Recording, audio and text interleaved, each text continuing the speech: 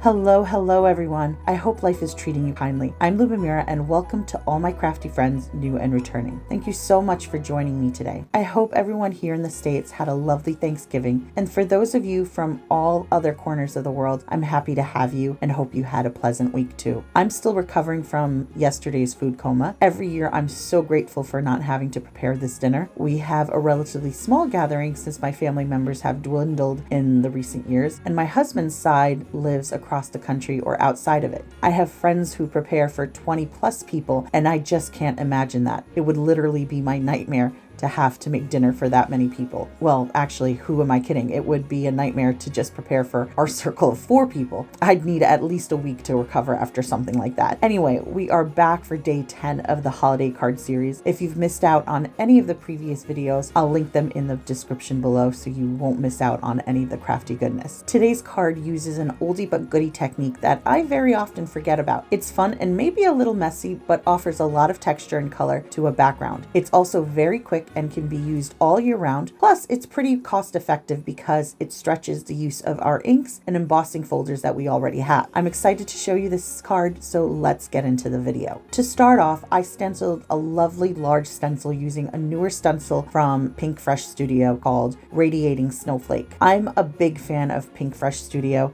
They come out with an assortment of beautiful products that span across the crafting spectrum. Most of their products come in stamp, stencil, and hot foil plate form. This one has a hot foil plate. I only got the stencil and the coordinating die. I rarely get the entire set of any of their products because I feel like you can get away with having just 1 or 2 of the available products without missing out. I stenciled the beautiful snowflake using some paper glaze from Picket Fence onto a light teal cardstock. I really enjoy using this product, and I really just rediscovered it. I used it in the previous angel card, and a viewer asked in the comments if it was shiny. It is a glitter paste, but it has more of a shimmer to it than a straight up shine. It doesn't catch the light as dramatically as some other pastes out there, but it does mimic snow really well. I hope that makes sense and answers the question. When I was done, I die cut the snowflake using the coordinating die and moved on to create the background. For the background, I used the Happy Holiday 3D embossing folder from Altenew with some inks.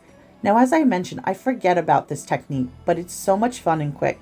If you're in a pinch for time, this is a great technique to go to. I opened the embossing folder and used the distressed inks in the colors Salvage Patina, Peacock Feathers, and Uncharted Mariner. I smeared the inks one at a time across the flat inner side of the embossing folder. You could use any ink for this really. I started off with the lighter ink and worked my way up. I'm not really too concerned with cross-contamination of colors when it comes to distress oxide inks. Even if I do get some of the other ink on the pad, they tend to be very forgiving and can be actually wiped clean. I find that you'd really have to intentionally try to mix the colors not to be able to clean the pad. If you are concerned about color contamination, you could use a brayer and apply the ink on a gel press or a silicone mat or something like that first, and then use the brayer to pick up the ink and apply it to the embossing folder. It is an option. I don't find it necessary, but do what you think is best. This technique reminds me a little bit of block printing. There's a museum in my town called Museum Village, and it's basically a collection of historical buildings, some that actually date back as far as the second half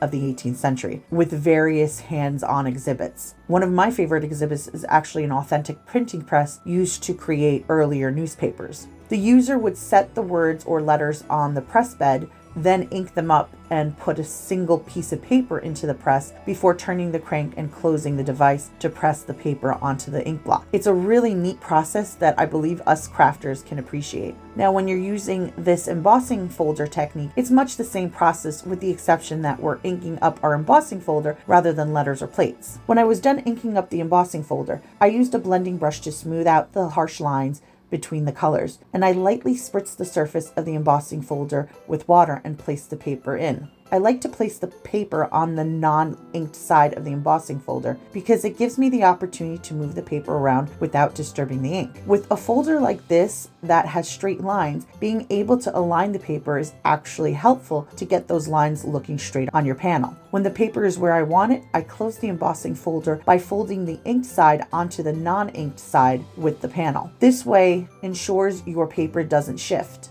With the panel secure in the embossing folder, all that's left is to run it through the machine like you would normally do. After it's done going through the machine, you open the embossing folder to reveal how it came out. Just make sure not to move the panel around too much, which isn't difficult because the embossing design actually holds it in place for you. The finish that comes out will vary. You can see the difference between a panel with one pass through versus one with two passes of ink. It all depends what you're going for. One pass gives you a textured multimedia grunge sort of look, while two or more passes will smooth out and fill in the ink. For today's project, I'm going with the more solid looking background. When I was done, I attached my ink panel to a white card base using liquid glue. You may need to trim some of your card base to accommodate your embossed panel, since there may be a little bit of shrinkage of your cardstock due to the embossing process. Next, I added my snowflake to the front of the card using foam squares.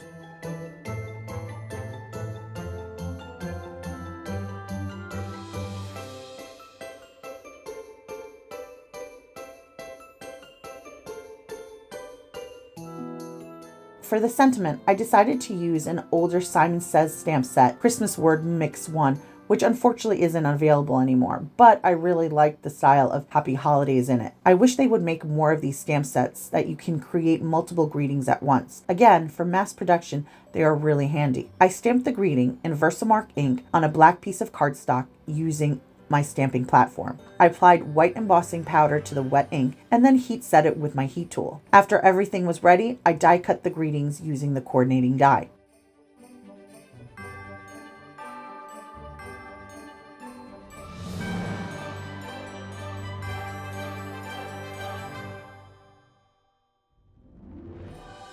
To finish the card, I attached my greeting to the front of the card using foam squares and then added some clear sequins to add a little bit more sparkle.